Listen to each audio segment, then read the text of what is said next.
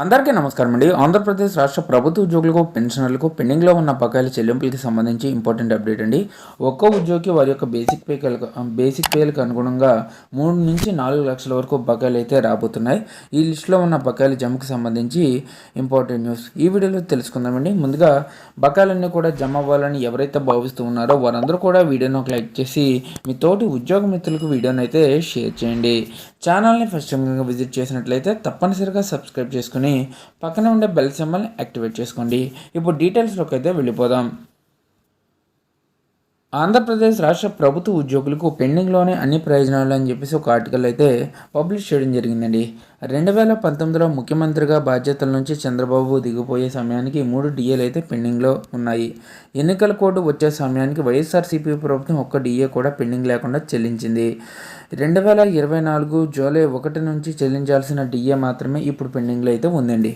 So 2014-15 నుంచి 2018-19 ఆ మధ్య వరకు డిఏ ఏరియర్స్ పెండింగ్లో ఉన్నాయి.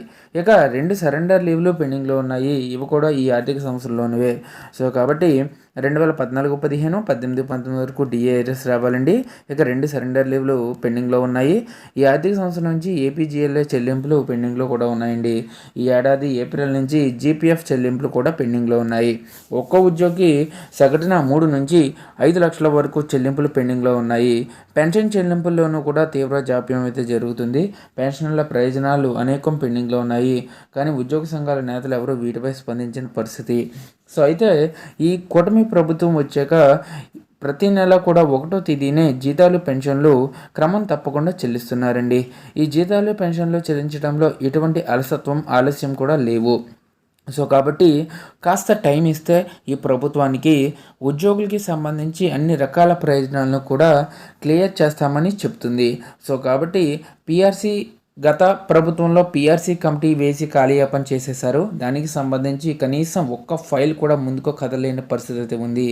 అయితే కూటమి ప్రభుత్వం పీఆర్సీకి సంబంధించి, పీఆర్సీ అధ్యయనానికి సంబంధించి ప్రతి ఒక్క ఉద్యోగి లాభం చేకూర్చే విధంగా, వారు ఏ విధంగానూ నష్టపోకుండా మంచి ఫిట్మెంట్తో పీఆర్సీ ఇవ్వడానికి ఈ కూటమి ప్రభుత్వం ప్రయత్నిస్తుందండి.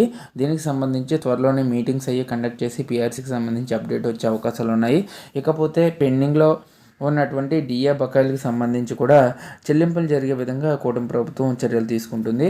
ఇకపోతే పీఆర్సీ ఇవ్వడంలో ఆలస్యం అవుతున్నందున ఈలోగా మంచిగా ఐఆర్ ఉద్దేశంతో కూడా ప్రభుత్వం ఉన్నట్లు సమాచారం. సో కాబట్టి ఏపీ ప్రభుత్వ ఉద్యోగులకి తప్పనిసరిగా పెండింగ్లో ఉన్నటువంటి అన్ని రకాల బకాయిలు కూడా తొందరలోనే క్లియర్ అవుతాయి. సో ఇదండి వాళ్ళ ఎంప్లాయీస్ సంబంధించిన updates. For more updates subscribe to our channel. Thank you friends. Have a nice day.